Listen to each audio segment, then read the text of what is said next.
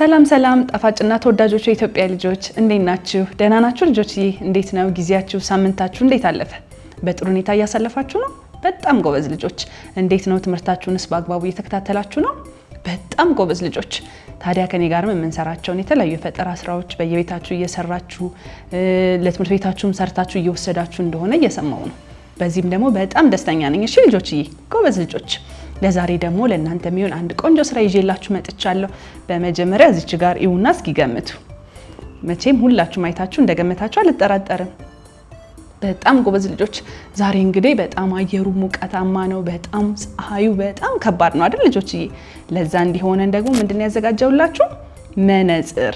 ዛሬ በቀላሉ መነጽርን ነው የምንሰራው። እሺ በቀላሉ ጠንከር ያለ ወረቀትን በመጠቀም ማርከር፣ መቀስ፣ ማጣበቂያዎችን በመጠቀም በጣም የሚያምር የእውነት የሚመስል መነጽር እናዘጋጃለን። ሁላችሁም እንደምትወዱት አልጠራጠርም። ታዲያ ልጆች ይሄንን ቆንጆ መነጽር ለማዘጋጀት ደግሞ የሚያስፈልጉን ነገሮች አሉ።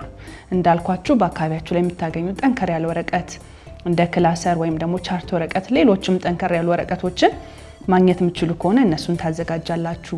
መቀስ፣ ማጣበቂያ፣ ማርከርም ስለሚያስፈልገን እነዚህ ነገሮች ዝግጁ እስክታደርጉ ድረስ እኔ ተወሰነች ደቂቃ ሰጥቻችሁ ልመለስ።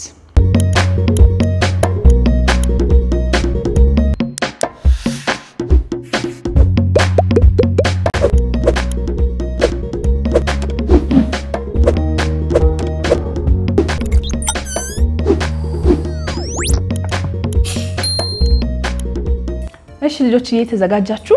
በጣም ጎበዝ ልጆች። እኔም እንግዲህ ተዘጋጅቼ እናንተን እየጠበቅኳችሁ ነው።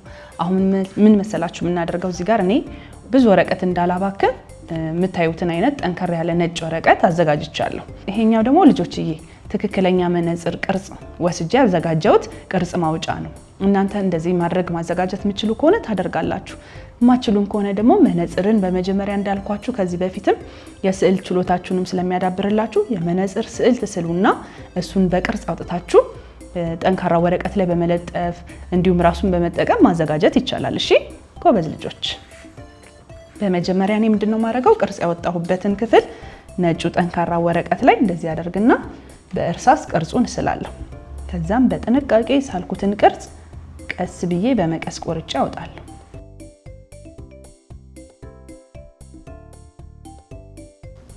ያው ልጆች በጥንቃቄ ቅርጹን ቆርጬ አወጣው።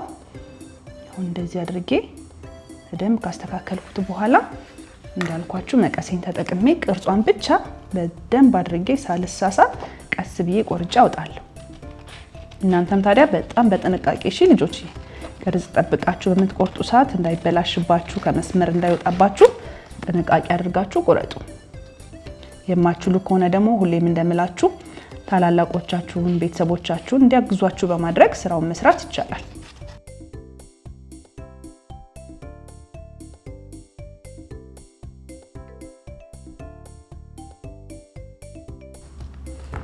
ያው ልጆች የመጀመሪያ የመነጽራችንን ክፍል ዋናውን ክፍል ቆርጠን በዚህ አይነት መልኩ አውጥተን ጨርሰናል። በመቀጠል ደግሞ መደረቢያ እንዲሆን ጫፏ ላይ እቺኛውን የምታዩዋትን ትንሽዬ እንወስድና እዚች ጋር በዚች ቅርጽ እንደዚች አድርገን በጣም ሳይበዛ እናጣብቅና እንቆርጠዋለን። አንደኛ የእውነት እንዲመስልልን ከፍ ያለ ቅርጽ እንዲሰጠው ያደርገዋል።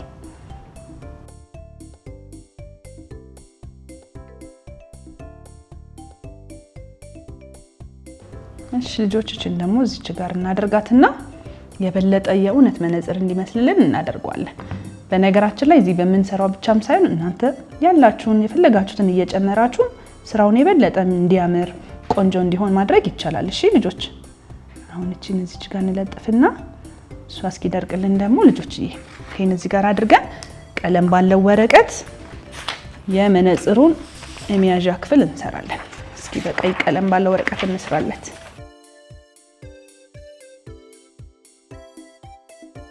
ሁሉም ወረቀት ስለማያስፈልገን ልጆች ግማሹን ክፍሉን እንደዚህ ቆርጠን በማውጣት የመነጽሩን የሚያዣ ክፍል እናዘጋጃለን።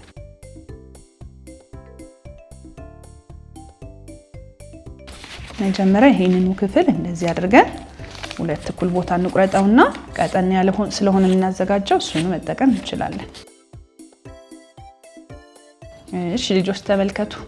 እዚህ ጋር የያዝነውን ወረቀት ወደ ውስጥ ጠምለል አድርገን ከዚህ በፊትም ለተለያዩ ነገሮች እንደምንሰራ ወረቀቱን በደንብ አድርገን ጠበቅ አድርገን ጠምልለን እናዘጋጃለን። ልክ እንደዚህ ጠንከር ብሎ መያዙን ካረጋገጥን በኋላ ጫፉ ላይ በቀላሉ እንዳይፈታብን ማጣበቂያችንን እንቀባለን።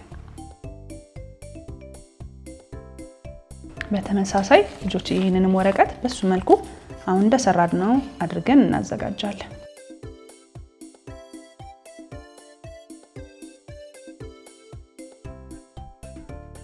ያው ልጆች በተመሳሳይ ልክ እንደዚህ እንደምታዩዋቸው አዘጋጅተን ከጨረስን በኋላ እንደዚህ አድርገን መነጽራችንን መጀመሪያ ከማጣበቃችን በፊት በማርከር ቆንጆ አድርገን እንላለን። የውስጡን ክፍል የእውነት መነጽር እንዲመስል አድርገን በማርከር የውስጠኛውን ክፍል እንደዚህ በደንብ አድርገን በቅርጹ ተከትለን በማርከሩ የውስጡን ክፍል እንቀባዋለን።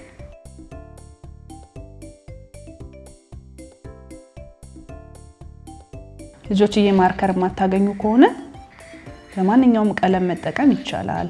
ቀለም ያላቸውን ወረቀቶች በመለጠፍ ይቻላል። በብዙ መንገድ መስራትና ማዘጋጀት ይቻላል።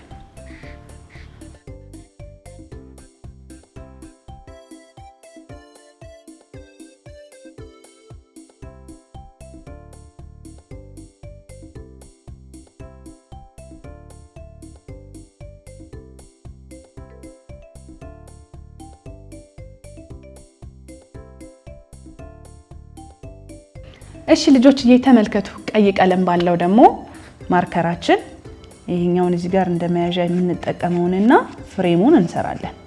ከዛም ልጆችዬ የበለጠ የሚያምር መነጽር እናደርገዋለን። እናንተ እንዳልኳችሁ በፈለጋችሁት ዲዛይን መጠቀም ትችላላችሁ።